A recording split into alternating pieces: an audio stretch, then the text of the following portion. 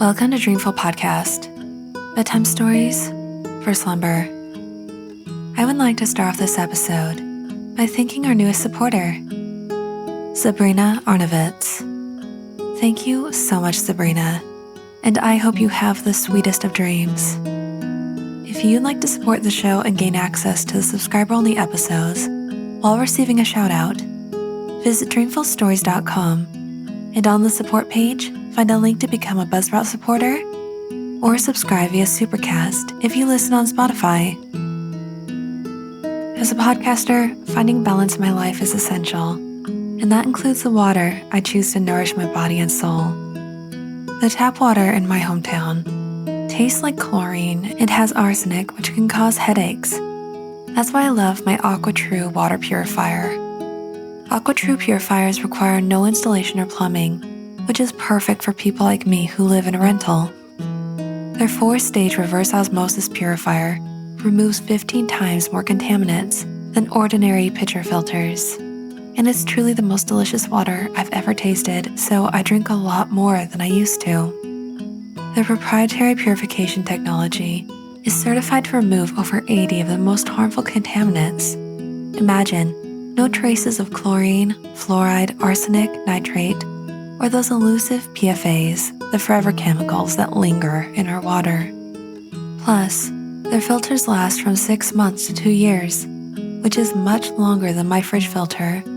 Just one set of filters from their classic purifier is equivalent to a staggering 4,500 bottles of water.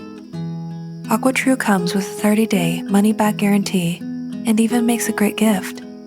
This episode is sponsored by AquaTrue, and they are giving Dreamful listeners 20% off any AquaTrue purifier. Just go to aquatrue.com. That's AQUATRU.com and enter code DREAMFUL at checkout. That's 20% off any AquaTrue purifier when you go to aquatrue.com and use code DREAMFUL. This episode is also brought to you by BetterHelp. Have you ever struggled doing what's good for you? Most people have, especially when dealing with depression, an addiction, or disorder. We know how to make healthy choices, only to get in our own way when it comes time to act. For instance, I have a hard time taking time for myself, even though I know that I need it to prevent burnout. But every year, I reach a point where I get burned out and only have myself to blame. Therapy can help when it comes to setting boundaries and figuring out what's holding you back, so you can work with yourself, not against yourself. If you are having a hard time taking care of yourself and doing what's good for you, I recommend giving BetterHelp a try. Just take a few minutes to fill out a questionnaire and get matched with a licensed therapist. It's conveniently online and suited to whatever your schedule may be. Make your brain your friend with BetterHelp. Visit betterhelp.com/dreamful today to get 10% off your first month. That's BetterHelp, HELP.com/dreamful. In this episode, I will be reading another dreamy story by Lord Dunsany that I believe is perfect for the first episode this October, Lord of Cities. So, snuggle up in your blankets and have sweet dreams.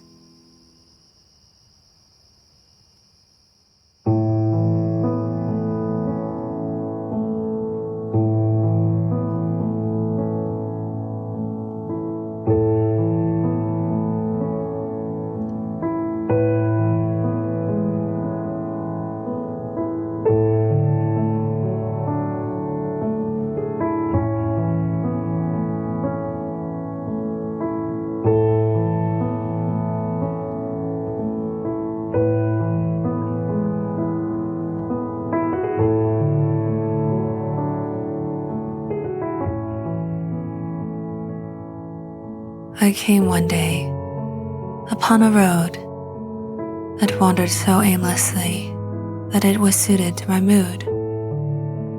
So I followed it, and it led me presently among deep woods. Somewhere in the midst of them Autumn held his court, sitting wreathed with gorgeous garlands, and it was the day before his annual festival of the Dance of Leaves, the courtly festival upon which hungry winter rushes mob-like, and there arise the furious cries of the north wind triumphing, and all the splendor and grace of the woods is gone, and autumn flees away, discrowned and forgotten, and never again returns. Other autumns arise, other autumns fall before their winters. A road led away to the left, but my road went straight on. The road to the left had a trodden appearance. There were wheel tracks on it, and it seemed the correct way to take.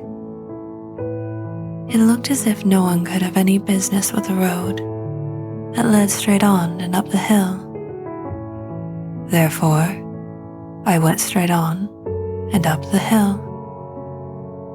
And here and there on the road grew blades of grass, undisturbed in the repose and hush that the road had earned from going up and down the world.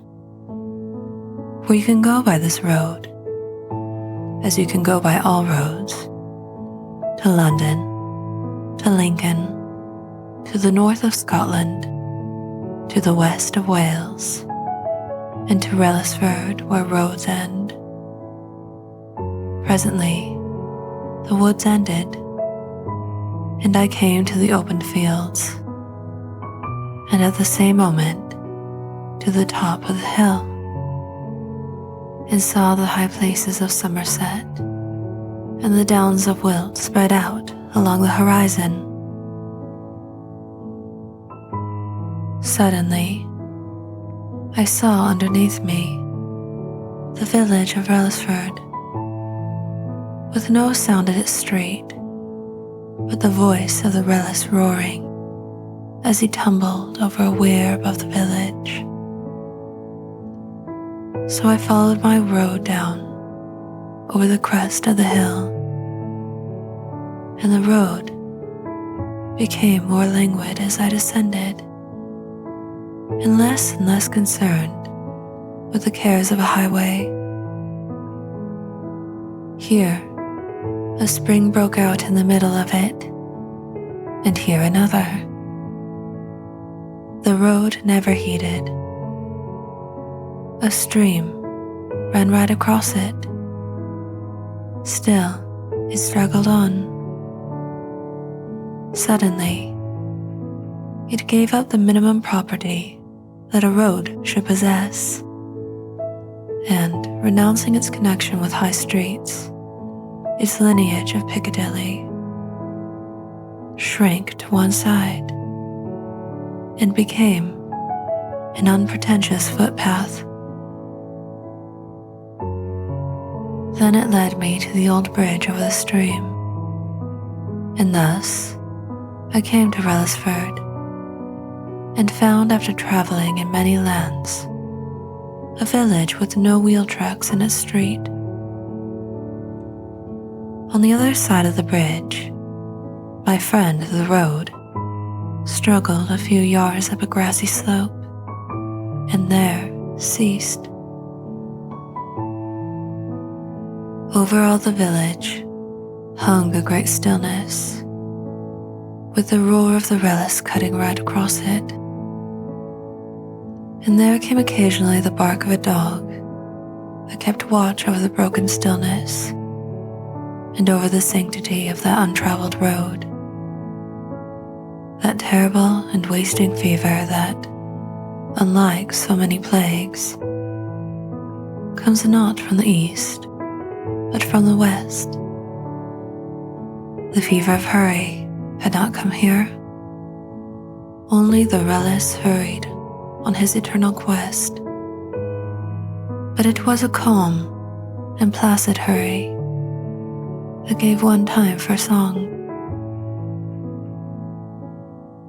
It was in the early afternoon, and nobody was about. Either they worked beyond the mysterious valley that nursed Wrellisford and hid it from the world, or else they secluded themselves within their old-time houses that were roofed with tiles of stone.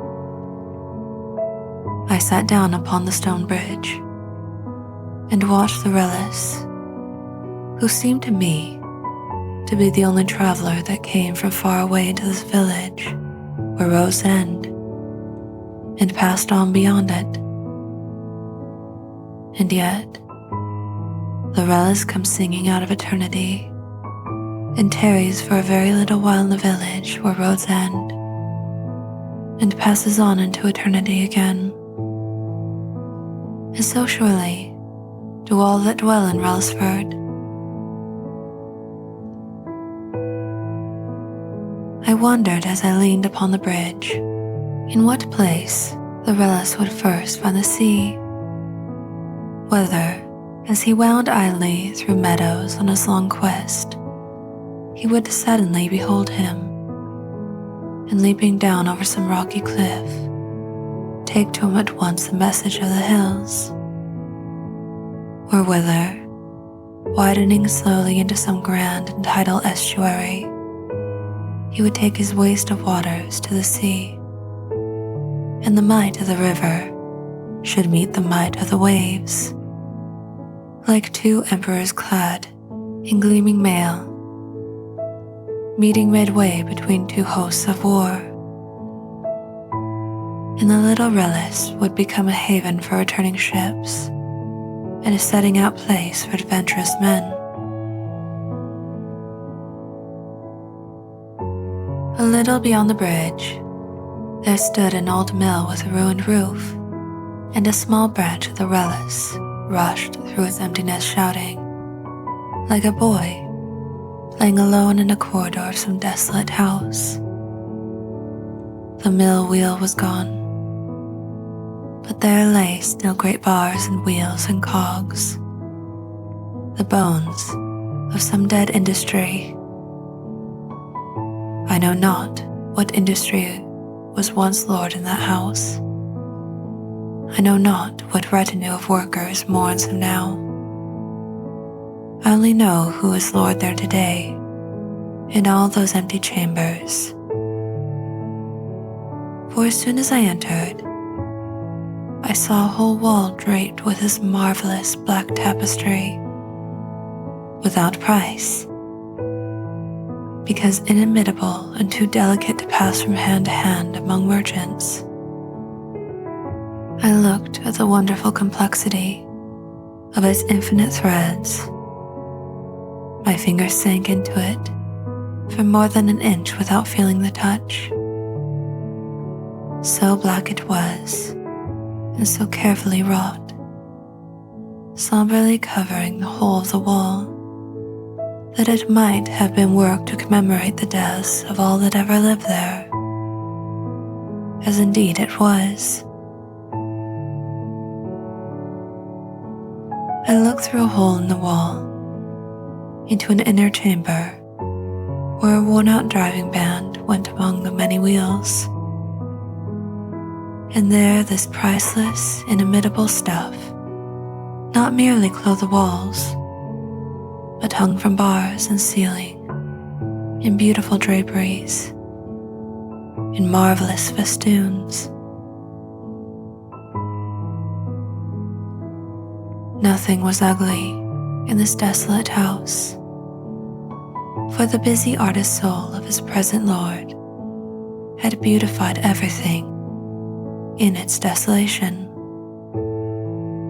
It was the unmistakable work of the spider, in whose house I was, and the house was utterly desolate but for him, and silent but for the roar of the Wrellis and the shout of the little stream. Then I turned homewards, And as I went up and over the hill and lost sight of the village, I saw the road whiten and harden and gradually broaden out till the tracks of wheels appeared. And it went afar to take the young men of Wrellisford into the wide ways of the earth, to the new west and the mysterious east, and into the troubled south. And that night, when the house was still and sleep was far off, hushing hamlets and giving ease to cities, my fancy wandered up that aimless road and came suddenly to Wrellisford.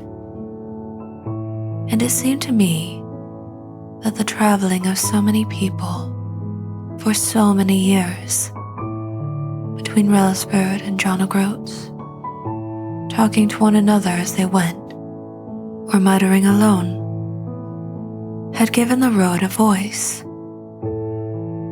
And it seemed to me that night that the road spoke to the river by Wrellisford Bridge, speaking with the voice of many pilgrims.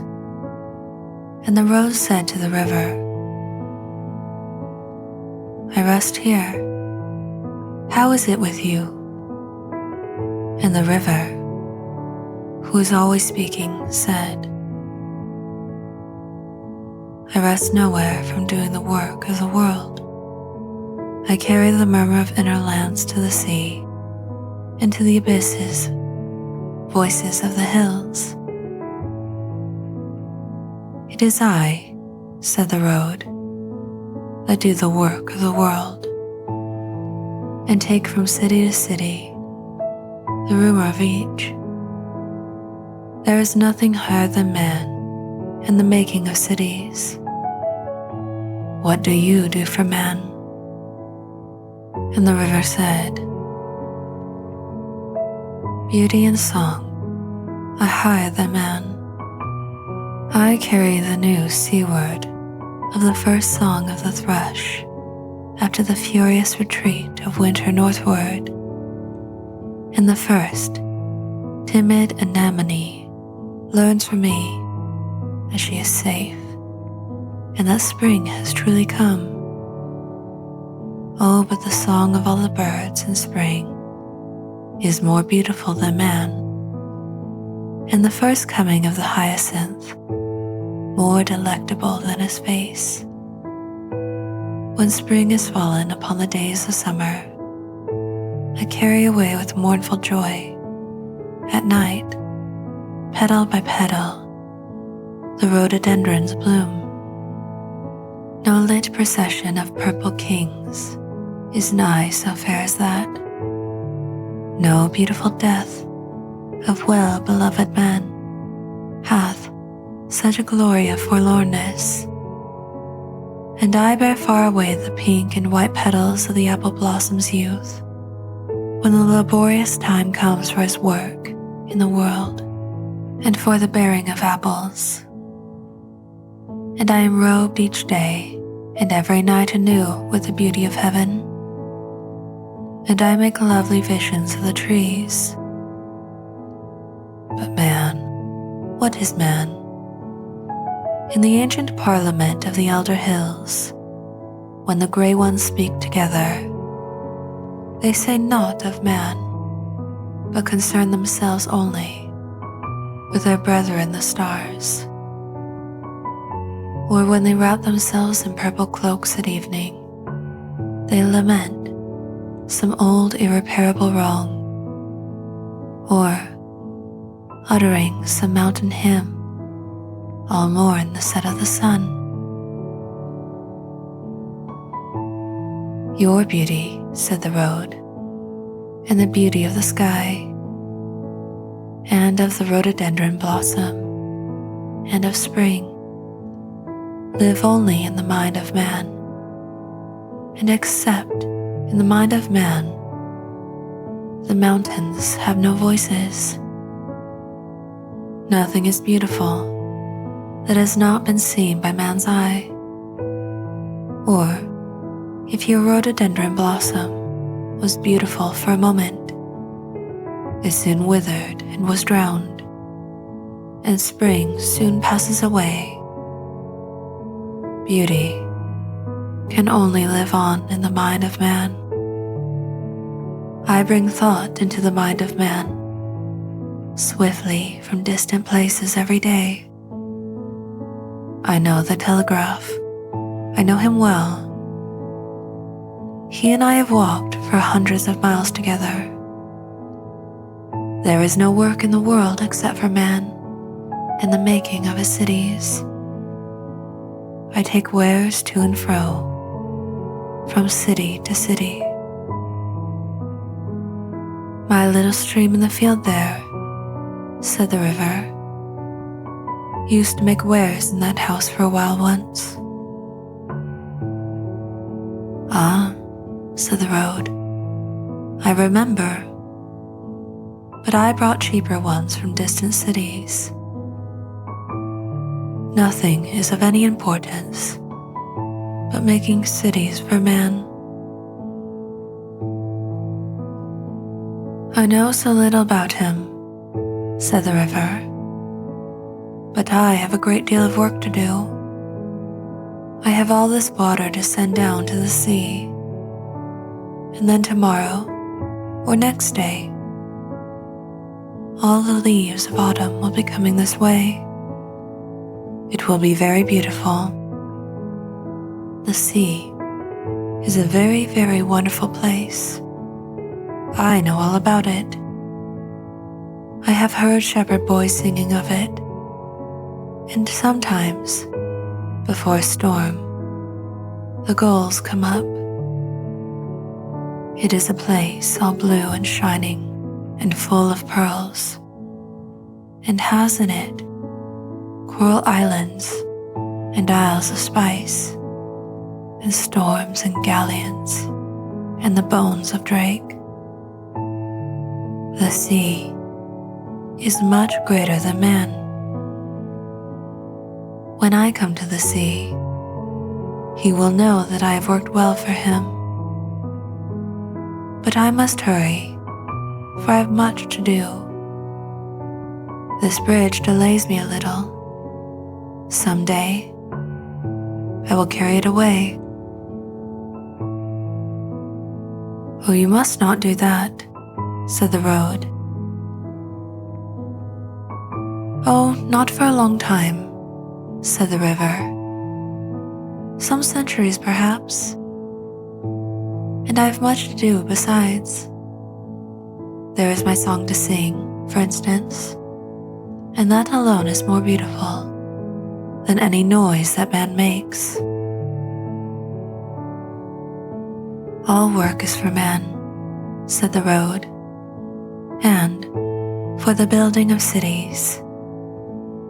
There is no beauty or romance or mystery in the sea, except for the men that sail abroad upon it, and for those that stay at home and dream of them.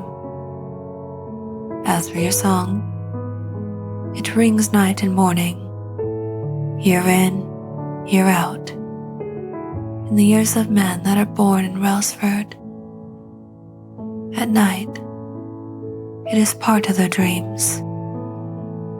At morning, it is the voice of day, and so it becomes part of their souls. But the song is not beautiful in itself. I take these men with your song in their souls, up over the edge of the valley, and a long way off beyond. And I am strong and dusty road up there, and they go with your song in their souls, and turn it into music, and gladden cities. But nothing is the work of the world except work for men.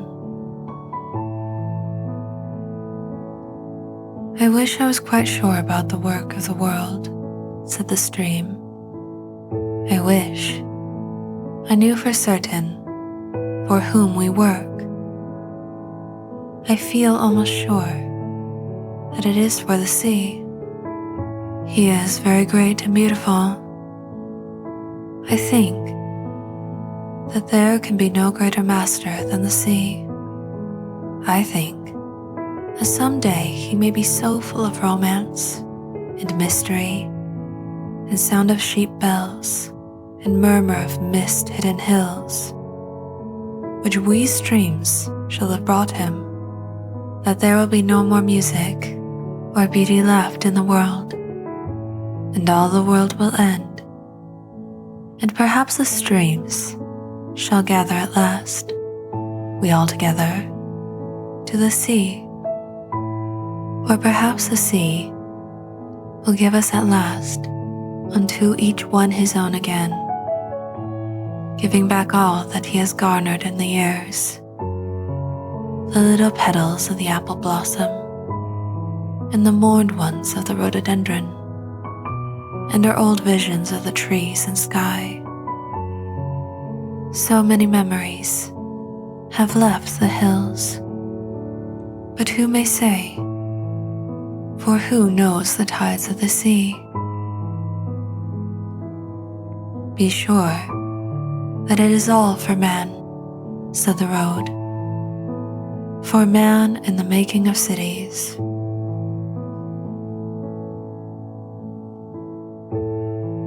Something had come near on utterly silent feet.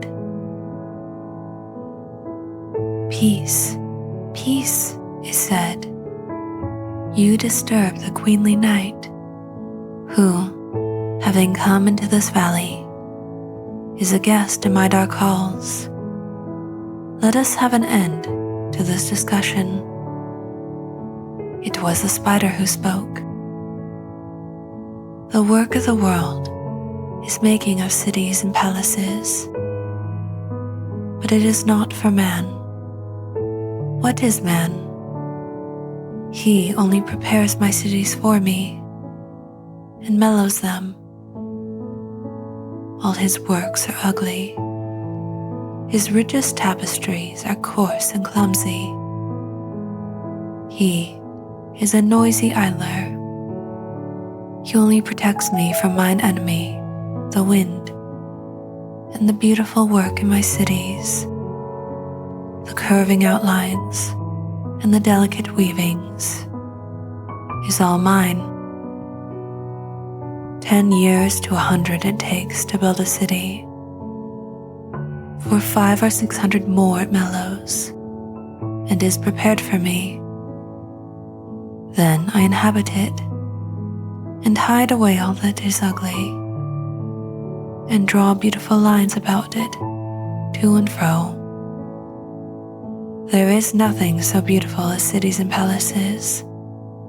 They are the loveliest places in the world, because they are the stillest, and so most like the stars.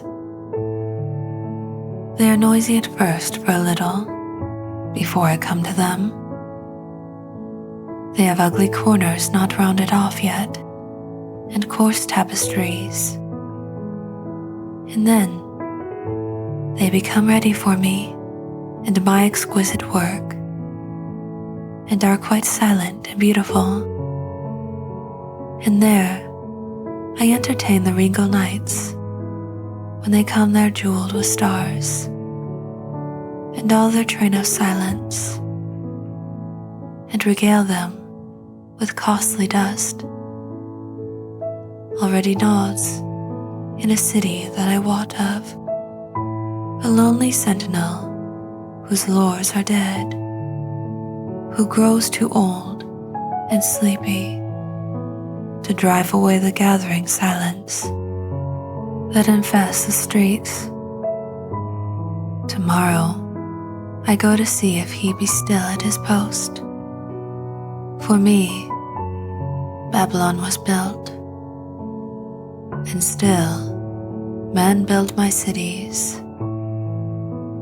All the work of the world is the making of cities, and all of them I inherit.